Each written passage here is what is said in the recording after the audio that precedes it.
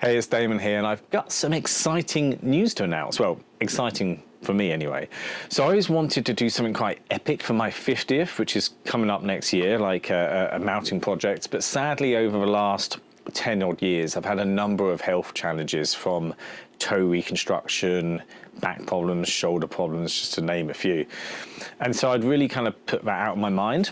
I mean, I've always stayed fit and healthy, but it's mostly been maintenance work, lots of band work, just to stop me from hurting. But anyway, this winter I thought, maybe I can get back out and do a little bit of ice climbing. So I ramped up the training a little, and I spent a few days up north, and I managed to get some good ice climbing done. And for those of you who don't know much about ice climbing, it really is brutal on the body.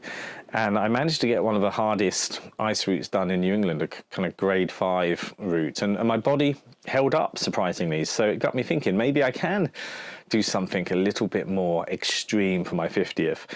Anyway, I returned back, and an old school friend, Alex Milley, reached out and said, "Hey, Damon, I'm thinking about doing Mont Blanc in the summer. Do you have any tips?" And I was like, yeah, take me. So me and Alex Milley are off to do Mont Blanc in September.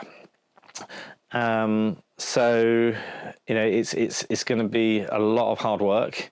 I mean, I prefer doing more mountaineering routes. So I'd kind of probably prefer to do the Matterhorn, but it gives me a chance to spend time with Alex, and Mont Blanc is definitely an undertaking.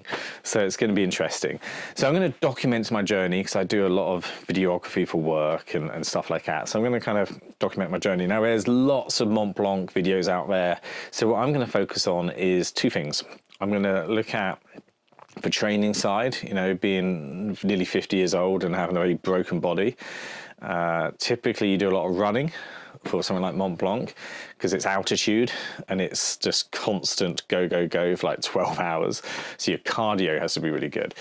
And I can't really run anymore. So that's going to be interesting. So I'm going to first of all, focus on the fitness side. And secondly, I'm going to look at equipment. So I used to be a mountain guide, owned climbing gyms and a guide school.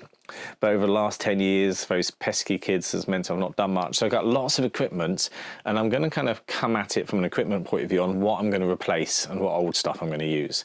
So if you find that interesting, please subscribe and like, follow my journey and ask lots of questions, and wish me luck.